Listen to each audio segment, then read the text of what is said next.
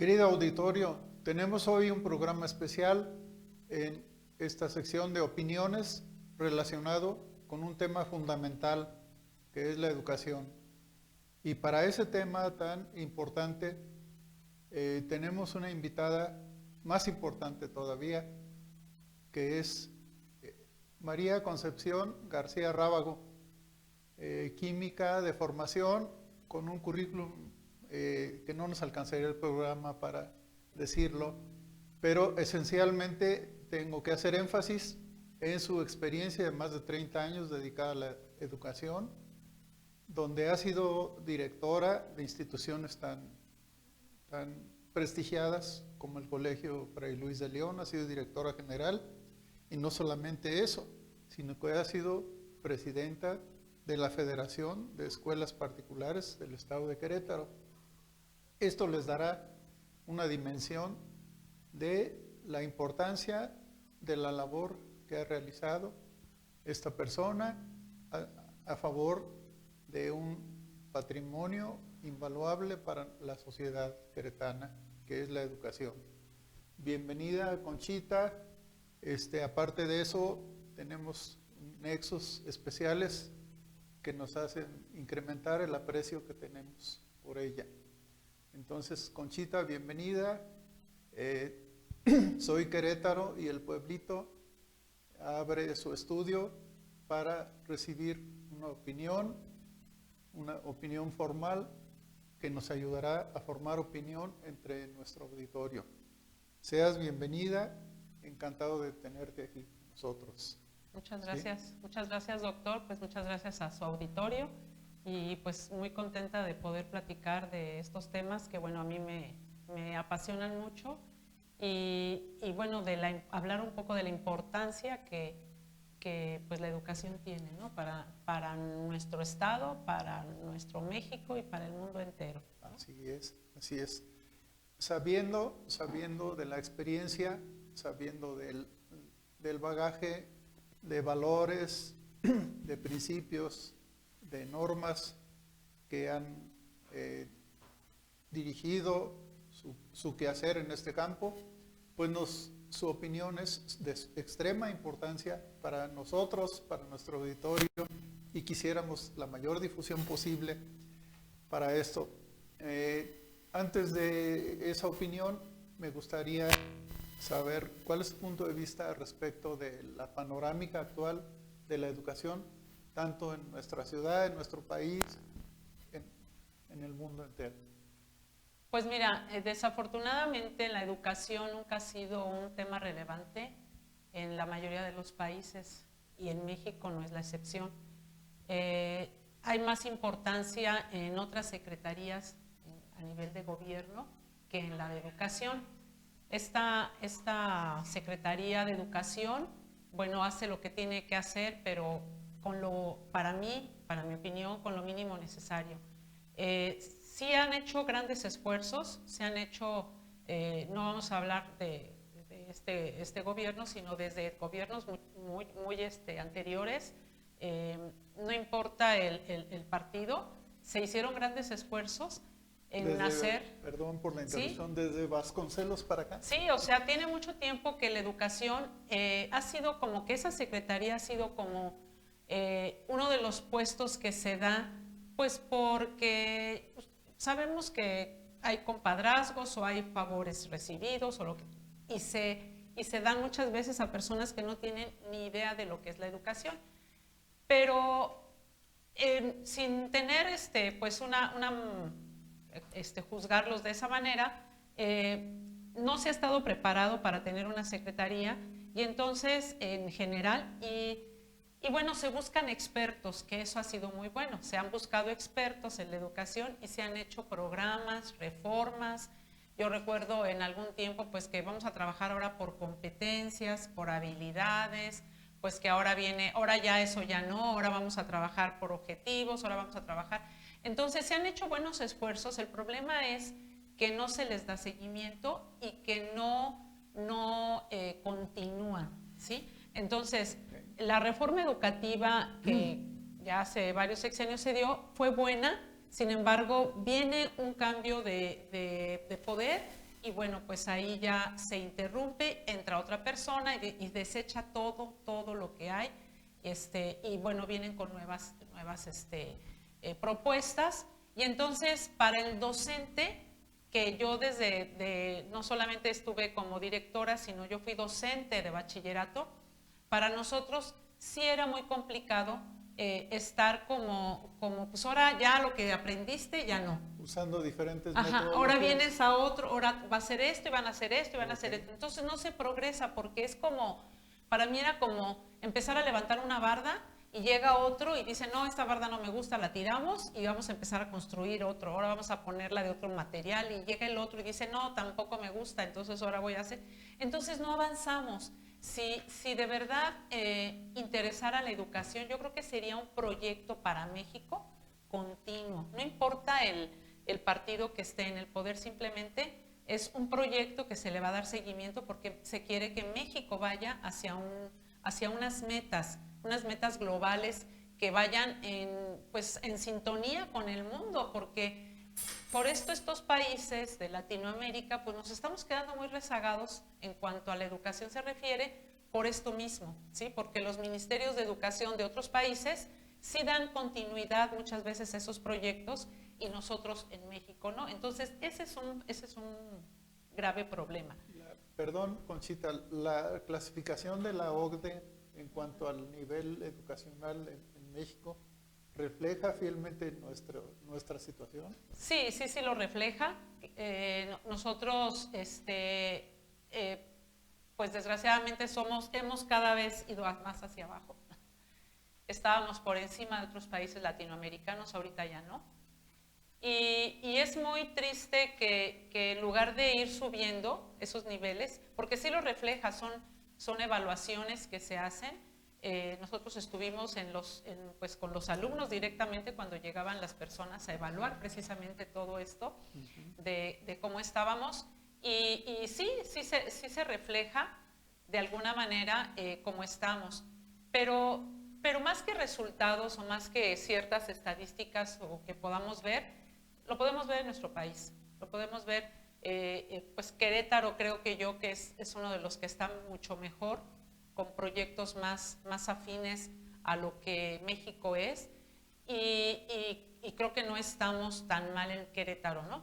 Pero en el resto del país sí. ¿Por qué? Porque bueno, son varios actores en la educación. Están por un lado las autoridades, que no le han dado la importancia y que no han hecho un proyecto que sea pues de continuidad. O sea, nosotros no podemos meter un proyecto y terminarlo en 6 años, ¿sí? Porque ni siquiera lo empezamos en el año 1, apenas vamos a ver qué vamos a hacer y ya se hace la reforma, y entonces a lo mejor los 2 últimos años ya estamos probando el proyecto, cuando ya viene otro, aunque sean del mismo, llega otro secretario de educación y dice, no, esto ahora va a ser así, ¿no?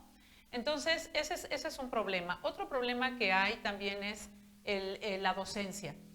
Es una profesión muy devaluada, ya nadie quiere ser maestro. ¿Por qué? Porque se nos reconoce a los maestros como pues esas personas que andan en marchas, que están haciendo paros, que no es el magisterio el que hace eso, son personas que se dedican a hacer ese tipo de cosas, pero lo que la gente se queda es con eso, ¿no? Como que grilleros, como que nada más están en la flojera. Ya nada más falta ponerle nombre y apellidos, pero todo el mundo sabemos de quién estamos hablando. Entonces ahí es cuando ya pues está devaluado. Ya nadie quiere estudiar para ser maestro. Yo recuerdo que yo les preguntaba y les decía que sí, y me decían no. Y entonces a mí una ocasión un alumno me dijo, y sí me entristeció porque sí de verdad, pero me dijo, maestra, ¿usted qué estudió? Y le dije, química. Y me dijo, maestra, ¿tanto estudiar para terminar siendo maestra? Entonces yo le dije, oye, no, pero es que de verdad es una labor muy grande, porque el docente es de las más devaluadas, mal pagadas, porque el docente es mal pagado, sobre todo si nos vamos también a la privada, podríamos pensar que a lo mejor les pagan mejor en los privados que en el público, y no es así. El público ha ganado mucho, el sistema público, pues por su sindicato, pero el privado no, el privado es, pues, lo deja, ¿no? Entonces es mal pagado. Y además es una de las profesiones, dicen que la profesión más difícil y complicada es ser un controlador de vuelo. Sí. El segundo es ser un maestro. Oh, Así, con ese nivel de estrés, ¿por qué? Y con ese nivel de peligro y de riesgo, ¿por qué? Exacto. Porque el docente tiene mucho trabajo por hacer, mucho trabajo administrativo, que exigen las autoridades, que bueno, se tiene que hacer porque tiene que haber una buena planeación, pero también hay mucho trabajo a la hora de preparar una clase, y también hay mucho trabajo a la hora de evaluar ese trabajo de clase que se les deja a los alumnos. Entonces, por una hora de clase que yo voy a dar, pues tengo que invertir unas 3 horas para preparar una buena clase, y luego después de la clase invertir tiempo en lo que es revisar cómo es el desempeño de los trabajo alumnos. administrativo. Entonces, y aparte el trabajo administrativo, y hemos visto que precisamente por la falta de docentes, también se está presentando la situación de que se atiborran de clases, y entonces nosotros podemos ver en lugares muy lejanos donde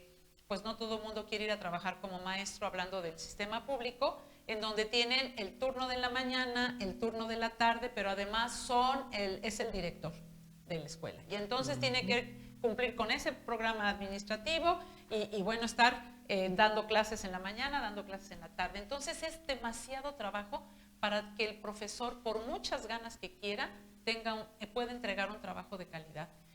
Y otra cosa también muy importante, que es la capacitación. Nosotros tenemos que estar en constante formación porque nuestro trabajo es con seres humanos. Y no es como que estemos en la industria y bueno, pues ahí todo el producto va a salir igual y con ciertas calidades, y si no, pues lo desechamos y vámonos otra vez a la producción, a la línea. No, acá son seres humanos que son pues individuales. Sí. Y llegas a un grupo, ¿sí?, que es tan heterogéneo, donde tienes que atender las necesidades de cada uno, y pues el profesor no puede llegarle a todo eso. Y luego dice, pues o me capacito, o califico, o hago mis tareas administrativas. Sí. Eso me recuerda un poco, bueno, la similitud con mi quehacer, con el quehacer médico, que también maneja seres humanos, que son individuales, y creo que es una de las pocas profesiones, como la de docente, que tienen que tener una actualización y periódicamente se certifica uno para poder garantizar que su competencia profesional esté vigente. Qué interesantes aspectos, nos falta mucho por hablar, pero tenemos que hacer una pausa.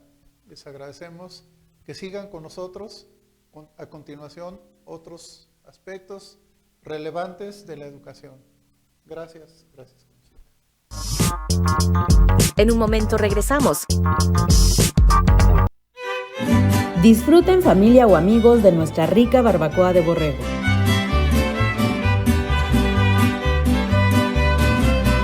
Consomé de barbacoa, menudo de res, menudo de borrego, o si prefieres, un rico conejo. Tortillas hechas a mano. Nos encontramos todos los domingos en calle 5 de Mayo, número 182, en el centro de Huimilpan. Ven a disfrutar de nuestros platillos. Haz tu reservación o pedido al 448-104-9641. Barbacoa Saavedrícola.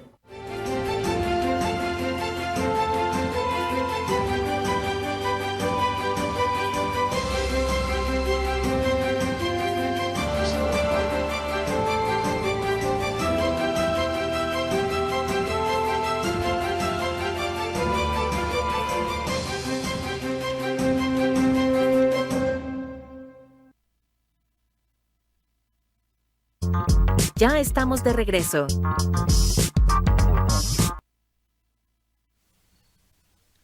Bien, nuestra invitada, Conchita, nos ha hecho una semblanza global de la situación respecto de la educación.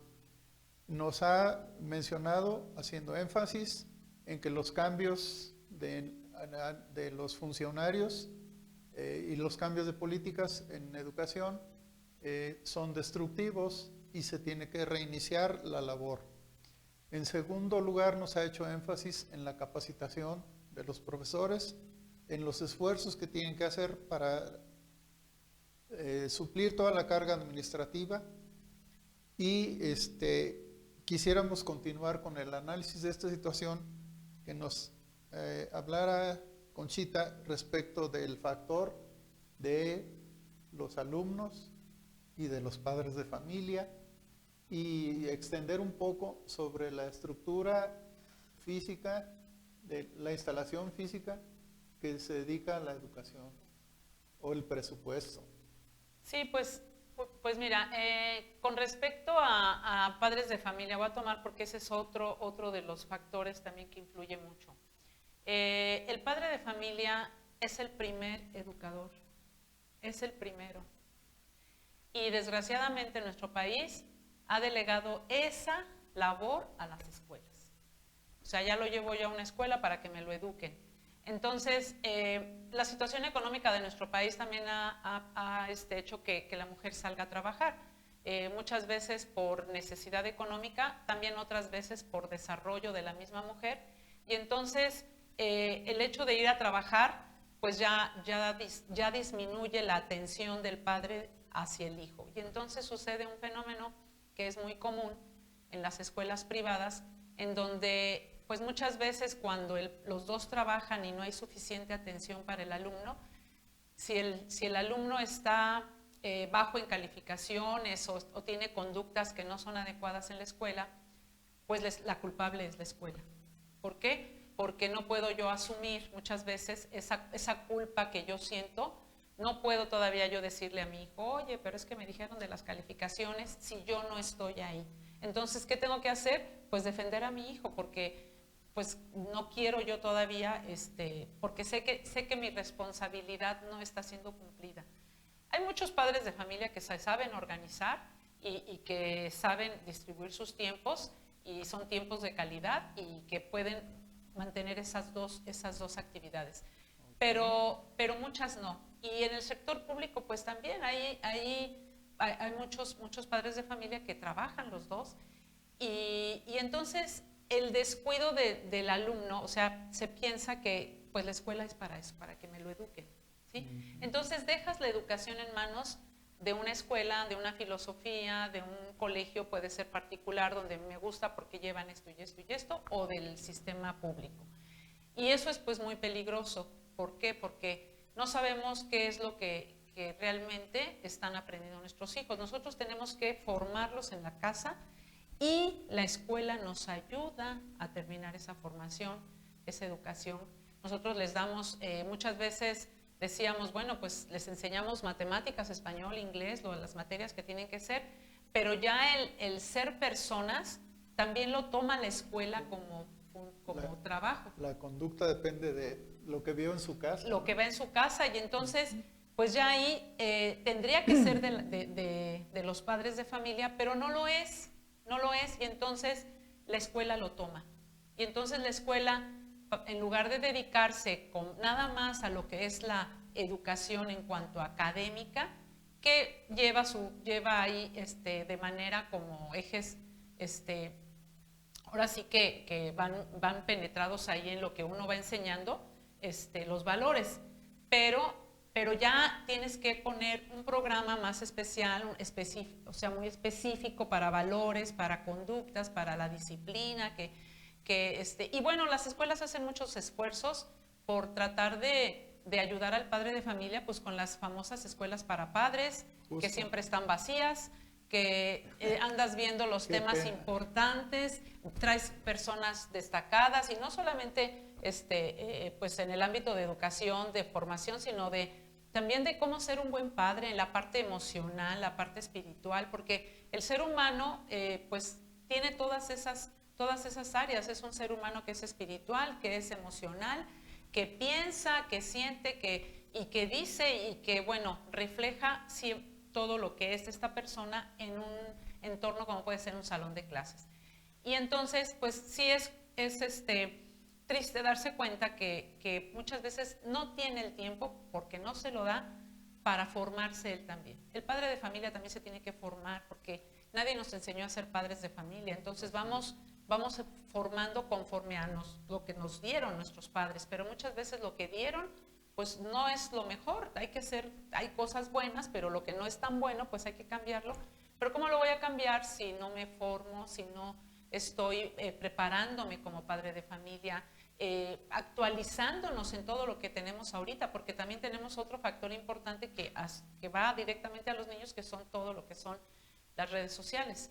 Y que esas son las que ahorita me podría atrever a decir que son las que están educando a los niños, las redes sociales.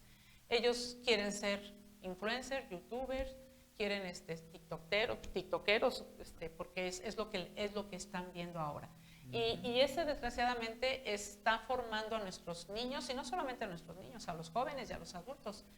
Nos creemos de todo lo que sale ahí sin verificar las fuentes, y entonces eso es lo que está educando desgraciadamente, porque no todo es bueno, mucho va malintencionado. Y bueno, pues al no tener un buen plan, ¿sí? Al no tener quien le dé seguimiento, al no tener colaboradores porque no pueden, porque yo los docentes sí podría decir que trabajamos mucho por el alumno, tanto en público como en privado, pero las cargas académicas, las cargas administrativas, el sueldo también es muy desmotivante. A veces tienen que trabajar de maestro y se tienen que ir a otra escuela en la tarde. Trabajar 2 turnos, trabajar etcétera. 2 turnos para poder sacar. Hacer cursos de verano. Sí, y exactamente. sacrificar las vacaciones. Y vender mole los domingos, ¿verdad? Y entonces, ¿por qué? Porque necesitan pues subsistir, y entonces tiene una problemática muy seria. Y luego el padre de familia, que pues también está tratando de llevar el pan a la mesa y muchas veces es lo que le importa, o al que quiere pues mejor tener las vacaciones en Europa y eso es lo que le importa, y entonces el alumno está como a la deriva. Si solo fueran esos factores, tal vez la educación de padres podría modificar su comportamiento y su carácter y hacer los padres más responsables. Aquí mismo hemos analizado algunas situaciones, otros factores como los que has mencionado en relación a la tecnología. En algunos países regulan, por ejemplo, la edad para el inicio del uso de teléfonos celulares o computadoras, y eso aquí se ha traído al dominio público y el gobierno ha señalado una postura en Querétaro. Ajá, en Querétaro. Yo preguntaba, bueno, a propósito del comentario de hace rato, que Querétaro estaba en ventaja en relación a otros estados, yo preguntaría, ¿qué factores son los que han propiciado que Querétaro esté en ventaja sobre otros estados? Yo creo que la estabilidad que tiene Querétaro en cuanto a su economía, o sea, las familias que están viviendo aquí, que se vienen a vivir aquí, tienen una economía más estable, porque Querétaro es un estado que está creciendo, que está exponencialmente, con grandes proyectos, y entonces aquí hay una fuente de trabajo que te puede dar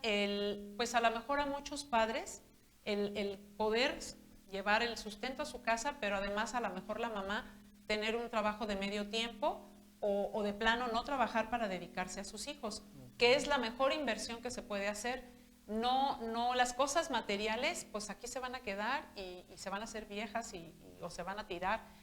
Los hijos son los que van a prevalecer y vamos a trascender a través de ellos. Entonces, es bien importante invertirle tiempo a los hijos, y no tiene que ser todo el día, porque hay mujeres que sí se pasan todo el día en el celular y están con los hijos aquí. Claro. No es tiempo dedicado, sino es tiempo de calidad. O sea, si yo le voy a dedicar 1 hora, esa hora voy a estar al 100% preocupándome por la tarea que tiene, preocupándome cómo está, cómo se siente. Tenemos los problemas fuertes de las escuelas del bullying, por ejemplo, en donde muchos padres de familia no se enteran que sus hijos están siendo bulleados, ni tampoco se enteran que los hijos son los bulleadores. Entonces, todo ese tipo de cuestiones tendríamos nosotros que estar, ¿cómo estás? ¿Cómo te sientes? ¿Cómo te fue en el colegio? ¿Qué hiciste? ¿Qué trabajaste? Oye, ¿quiénes son tus amiguitos? O sea, toda esa parte social que para el alumno es muy importante para su desarrollo, y que muchas veces eso queda en el olvido. Nos quedamos, ¿ya hiciste la tarea? A ver, dámela, a ver, ya hiciste la tarea, ahora sí ya te puedes ir a ver la tele, te puedes ir a jugar. pero aquella parte en donde es el ser persona, queda muchas veces pues en el aire. No digo que todos, tenemos nuestras excepciones, pero en Querétaro se ha podido dar eso y creo que también tiene que ver también quién nos ha estado gobernando, y entonces hay como una línea, y entonces creo que eso también ha hecho que Querétaro vaya creciendo. Ya sabemos, a propósito, que ahorita está la Serie Mundial, sabemos de qué lado batea Conchita. No, fíjate que no, yo estaría del lado del que dedica la educación. Mira, te voy a poner un ejemplo, hablando de la reforma actual, educativa. Sí. Tuvimos la oportunidad de trabajar de cerca, de conocer la Escuela Nacional Mexicana, y que estuvimos trabajando y nos dimos cuenta que era buena. Era buena.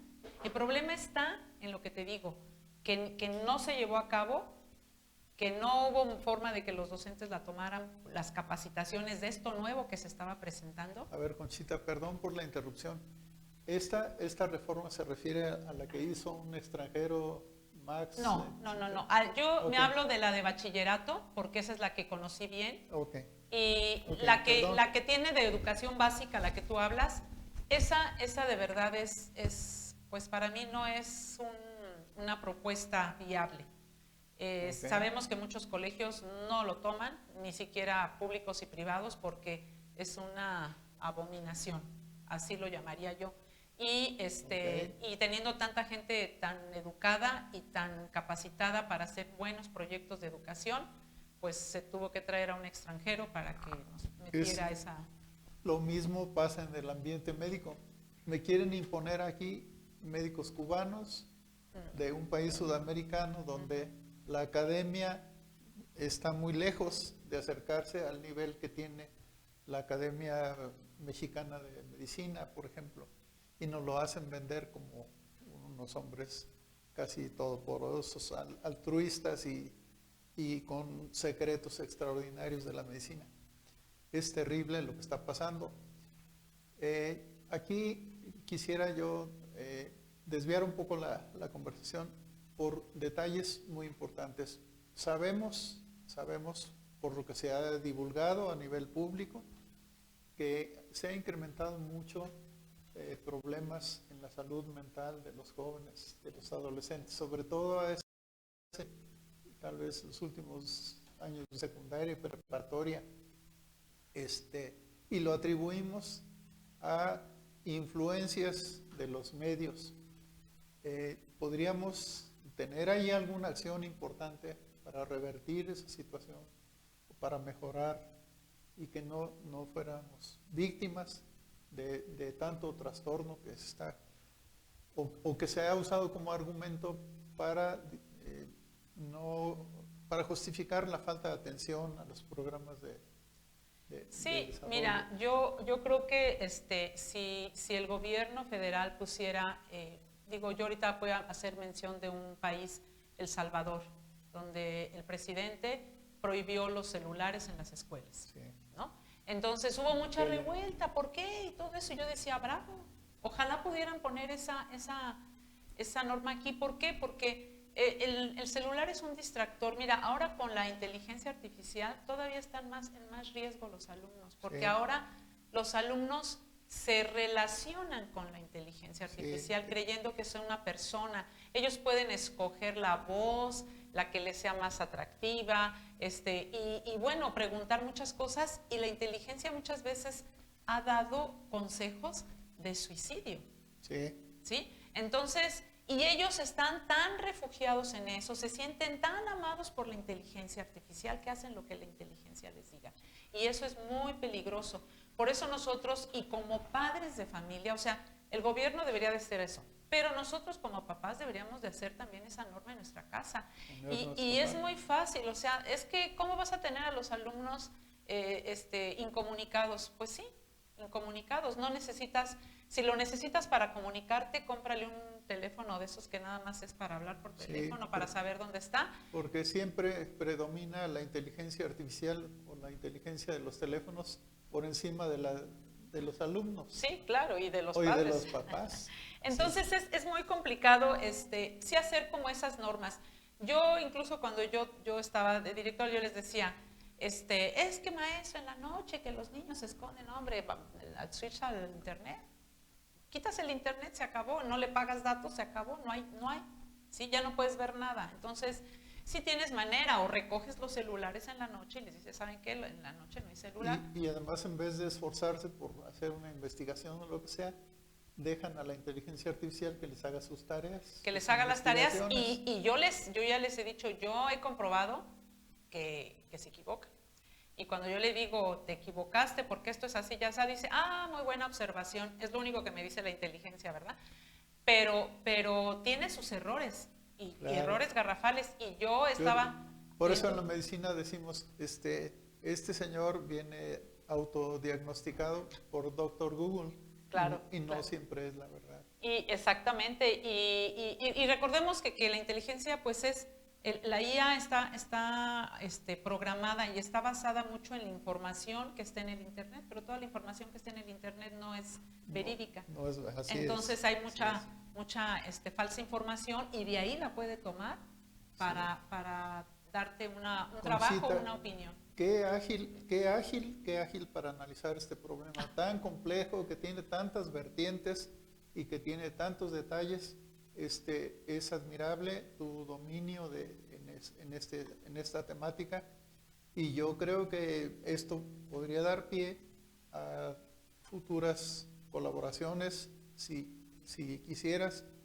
El señor Higinio Domínguez, que es el señor de esta casa, y aquí su hijo Beto, la producción que está con nosotros, seguramente nos darán oportunidad de extender esto sobre tópicos más específicos sobre este tema, que es esencialmente la herramienta más importante que puede transformar a nuestra sociedad. Así es. ¿Sí? Así Entonces, me queda claro que estamos hablando de efectos secundarios de la inteligencia artificial, por ejemplo, y sabemos que la estructura física de las instalaciones para la educación fundamental están en ruinas, ¿sí?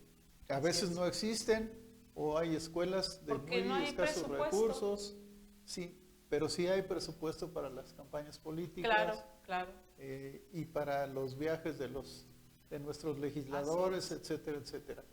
Ojalá que esto cambiara y que el criterio, que como en otros países invirtiéramos lo más posible en educación para aspirar a transformarnos algún día. Y sí se puede. Mira, nada más te voy a poner rápido un ejemplo. Ojalá nos fijáramos en el país de Singapur. Singapur era un país como el nuestro, o peor. Y Singapur ahorita está en primer nivel. Es un país educado, es un país donde las cárceles están vacías, es un país donde tú puedes olvidar una bolsa en la parada del camión y te das cuenta y te bajas y te regresas y ahí está tu bolsa. Es un país donde apoya la gente vive bien, la gente no muere de hambre, no ves gente en la calle ¿qué hicieron esas personas? ¿Qué hicieron esas personas para cambiar? Pues cambiaron su chip, cambiaron todo el sistema y bueno, se fueron por la educación, ¿sí? En donde pues hay que hacer ahí te van a enseñar lo que es correcto, los valores, lo que es ético, lo que es pues hasta el sentido común que se ha perdido. Así ¿sí? es. Entonces todo eso, es que sí se puede. Yo tengo mucha esperanza que algún día México pueda estar en esos ¿Cómo lugares. podríamos iniciar ese camino de reconquistar posiciones que teníamos antes, o mejorar la situación en términos generales de la educación? Pues mira, hay mucha gente que quiere hacer esos cambios, mucha gente honesta que lo que le interesa es el país, Sí. y que quiere hacer esos cambios, pero desafortunadamente esa gente no es popular, ¿sí? Entonces tú puedes poner una persona o que se postule una persona, si nadie la conoce, pero que tenga así fieles objetivos hacia lo que es México, no es eslogan de campaña, ¿no? de que nos interesa el pueblo, sino simplemente que verdaderamente su vida, su testimonio de vida, hable de lo que él es, porque eso es lo único, esa es la carta de presentación que vamos a tener. Si nosotros vemos por quién estamos votando y vemos su historial, pues yo diría, por este no, porque este tiene en su haber muchas cosas Sí. que no le convienen a mi país, pero No. este sí. Sí. Entonces, desde ahí, desde empezar a escoger candidatos que verdaderamente tengan valores, No podemos sustraernos pues de la actividad ciudadana. no. No podemos. Conchita, de verdad que es como un diamante que tiene muchas aristas, que nos ha dado luz en diferentes vertientes esta conversación y da lugar a que se puedan abordar otros temas específicamente en otras sesiones. Por ahora, yo profundamente agradecido a nombre del señor Higinio Domínguez, que es el señor de la casa, la producción que nos ha colaborado con nosotros, te doy las gracias y quedas cordialmente invitada a que colabores, porque en el fondo manejamos con esa transparencia de valores y de principios que tienes, manejamos esos conceptos y lo que queremos es eso, un cambio en nuestra sociedad, un cambio positivo. Muchísimas gracias por esta vez y la puerta está abierta para que vengas siempre que tengas algo que ayude a formar una opinión pública mejor. Sí, muchas gracias. Muchas Muchas gracias. gracias a Muchas gracias. ti, doctor, y gracias al auditorio. Hasta luego.